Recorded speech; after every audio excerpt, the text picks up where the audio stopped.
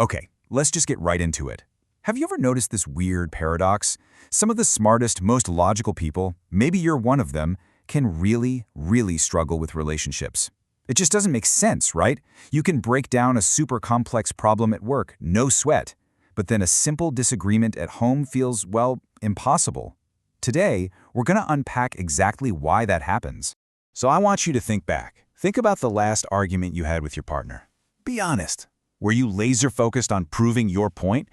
Laying out all the facts piece by piece to show logically why you were right and they were wrong. It's a natural instinct for a lot of us, but it forces us to ask a really tough question. Are you winning all these little battles, but you're actually losing the war for the relationship itself? So what's really going on here? Well, the source material we're digging into today describes this as a bug. Think of it like a glitch in your mental software. This isn't a character flaw. It's not about you being a bad person. It's just this unconscious drive that kicks into high gear during a conflict, and it tells you, deploy the facts, use logic, you have to win this thing, just like you would in a courtroom or a debate. And this leads us straight into something called the logic trap. And this is the really ironic part. The very thing that makes you so smart and successful, your sharp analytical mind, suddenly becomes your biggest weakness in your relationship. You automatically start treating an emotional situation like it's an intellectual problem to be solved. And that's a huge misunderstanding of what's actually happening. Okay, check this out. This is where the wires get so crossed. You think you're in a debate. Your goal is to win, your tools are facts and logic, and all you want is to prove your point. But here's the thing. Your partner isn't even on the same playing field. They think they're in a co-op game. Their goal is a win-win, their main tool is emotion and connection, and their desired outcome, it's not about being right. It's just about feeling heard and understood. You're literally playing two completely different games by two different sets of rules. And this isn't just a poor strategy, it's something philosophers would call a category error, which is really just a fancy way of saying you're using the totally wrong tool for the job. You're bringing a hammer to a situation that needs a needle and thread. And this quote just nails it. Think about it. C++ is an incredibly powerful, logical tool, right?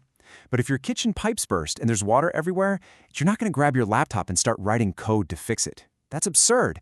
And you wouldn't blame the code for failing, would you? It's just in the wrong context. In the exact same way, your logic, no matter how perfect and airtight it is, it just cannot fix an emotional problem. It's the wrong tool for that job, period. Okay, so we've diagnosed the bug. Now, if you've got that logical brain, I know what you're asking. Great, so what's the solution? How do I fix it? Well, the good news is you don't need a whole new brain. You just need a little software update. Let's call it the functional patch. The very first step, the absolute foundation of this patch, is a huge mindset shift. And honestly, this is the hardest part. You have to consciously override that deep-seated instinct to win. Your new prime directive, your new goal, is not to be right. The goal is simply to be functional, to get the relationship back online and working smoothly again. So how do we actually install this patch? It's pretty much a four-step process. First, like we said, shift your goal away from being right. Second, you have to use a new protocol. You have to start with emotional validation. That means saying things like, okay, I can see why you feel that way, or wow, that sounds incredibly frustrating. Now listen, this is key. Validating their feelings is not the same as agreeing with their facts. It's just showing them that you hear them. And that's what lowers their defenses. It creates a safe space. And only then, once that connection is reestablished, can you move to step 4 and re-engage your logical brain to start solving the problem. But now, you're doing it together.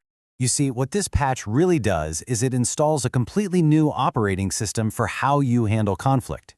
You're essentially deleting that old, buggy, right versus wrong software, and you're installing the much more effective functional versus dysfunctional system, one that's actually designed for collaboration, not combat. So, if there's one thing you take away from all this, let it be this. The next time your partner seems irrational or illogical to you, the problem isn't a flaw in them that you need to debug. The bug isn't in the person, it's in the process. So stop trying to fix them and start patching your communication process instead. Because at the end of the day, it all comes down to this one choice. A choice you have to consciously make every single time things get heated. What's actually more important to you? The quick temporary satisfaction of proving you're right, or the lasting, long-term strength of simply being together?